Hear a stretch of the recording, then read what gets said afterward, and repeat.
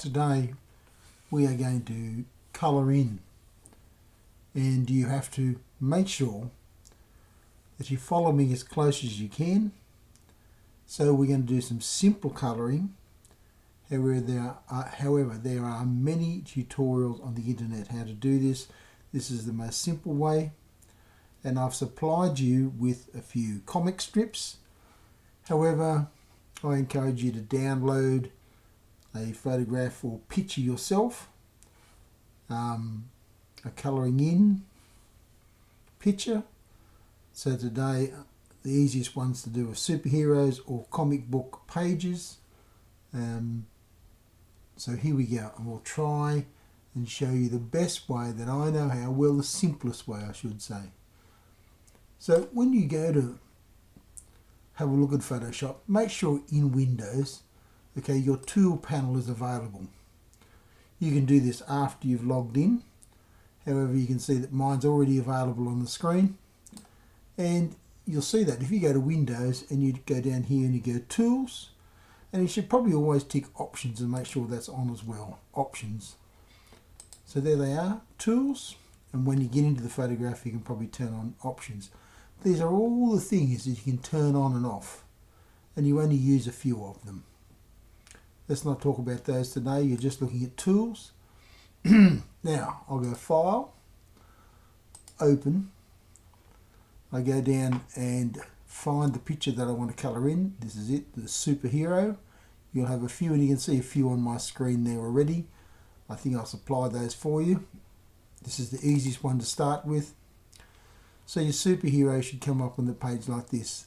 And you'll see that my toolbar has disappeared. So again, I go Windows, Tools, and there it is, turned it on. The other ones, remember I said Windows Options, okay, and Contextual Bar. Contextual Bar is this bar over here. It's the new modern piece of software. You can have a go at that in your own free time. And these ones are the tools. And the options, okay, are mainly this grouping over here. Now the one I like, okay, is layers. You should always turn that one on as well. And you can see I've got layers and navigator. So layers is a good one to turn on. I don't think it's necessary for this. However, you can turn it on and it just shows you the layers. We'll have to go into that more deeply next term.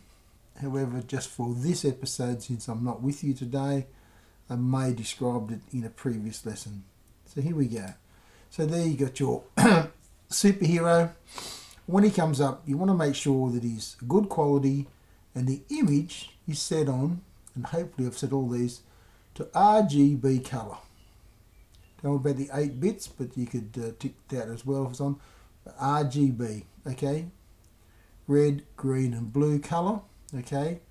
That's not the cyan magenta, okay? It's red, green, blue. Just make sure it's off grayscale. Otherwise everything will end up black and white. So here we go, RGB. Now, you really only need one tool for this, and I noticed that my tool, my paint bucket, was not turned on. Somehow it was hidden. So if you go down and you find that your paint bucket is not turned on, you'll click here and you'll find 3 little buttons normally, down 3 little dots.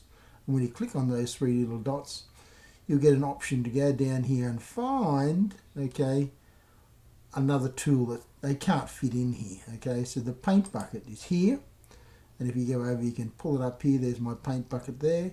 I've turned him on. You click, and your paint bucket should just remain there. You can watch the quick video, but I don't think it's important at the moment. So let's have a go. You want a paint bucket, okay, and your colours. Now I'll click on your colours. There they are there. You click on your colours, your foreground colours, and you can go up and down through the gradient of colours, and you're trying to pick one. Now if I pick blue, however, I have to use, these are all the blues from, okay, very black blues to light blues to tints all the way. Now I'm going to pick somewhere in here. You can pick any colour you like, any blue tint you like. You click that, and now the new colour will display there. If I go to green, you pick green, and that's the one you're painting with.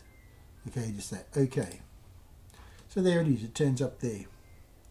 Make sure it's on It's the foreground one because that's the one you're going to paint with. Now here we got a Superman black and white. There's one more step before we begin to paint, and that is if you go to Image, Adjustments, Levels, and levels come up. And I've spoke about levels before probably, but levels, you can use this. What you want to do is these are the blacks, these are the mid-tones, okay, and these are the whites. So what we want to do is make sure that the blacks are really black. So you can pull the black line in, you can see it changing a little bit. It's getting too black and furry around the outside on my image. So maybe about there.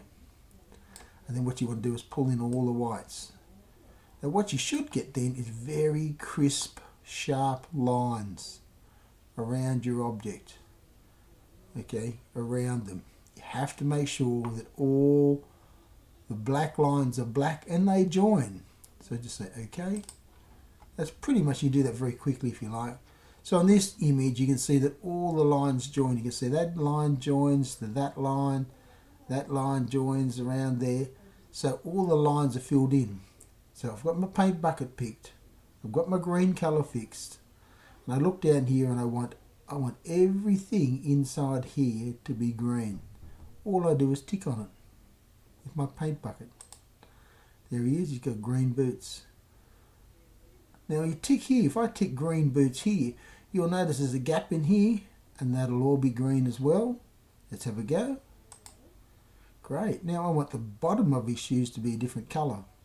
So you go over here, pick your paintbrush, or your colour I should say. We go to red, I pick a bright red, I pick and I say okay. Then I click on this one.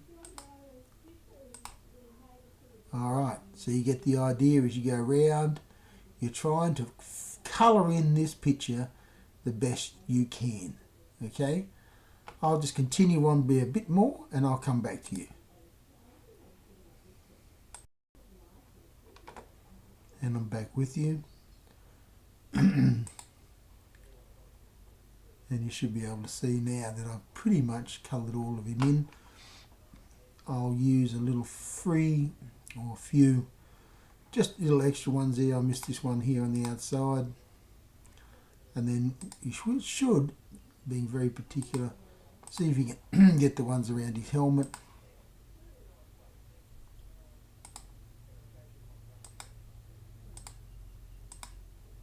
And maybe you could do these in extra colour.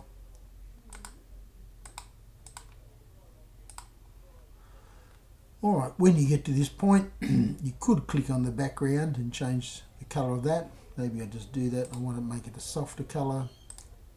I'll just do an earthenware or something like that. I click here and you can see it. Now, at the end of anything, you've only got one layer. You can see it over here. One layer. So this is all flat. I didn't do the eyes, but you can do that. And you go image. Okay, look at it. You normally flatten the image. I don't have to because I've only got one layer. Flatten, but it's good practice to know where it is. And then file, save as, save it as a JPEG. So if there's an option here, and you can see lots of options come up, you save it as a JPEG file. And superhero color in, I'll call it number 1 because I need to save that black and white version. And I save. See how big it is? And reality is it's not very big, okay, but it's good enough to print later on. So you go, okay. And then I'll just, for my sake, I'll just stop the video. In a minute, what I need you to do is do a few of them. You're getting into practice of colour, and maybe what I should have showed you here, and which I'll just go back, is when I am clicking on a colour, I'm going to click on a colour here, I can pick on, say, orange. I say OK. I can go right up the top here. Now this here is called the opacity. It is, click on the colour, you can see the orange is how strong it is. But if I turn down the opacity of the colour, so how much I can see through, a bit like glass. So that's 100% glass.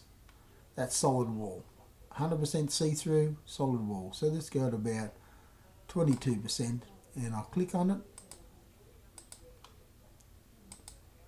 And you can see if I click on his arm or anything where else, because the solid orange is there, I can't change that too much. But you can change the orange to, and you keep clicking. If I do it obviously 24 times, or sorry, if I do it 5 times, you should go back right down to the orange. 3, 4, 5, maybe one more, 6, so you can see it, orange. So it's 22% strength, okay, of the colour. Interesting concept, isn't it? Alright, so softer colours, the ones you can see through, and I'll stop it there.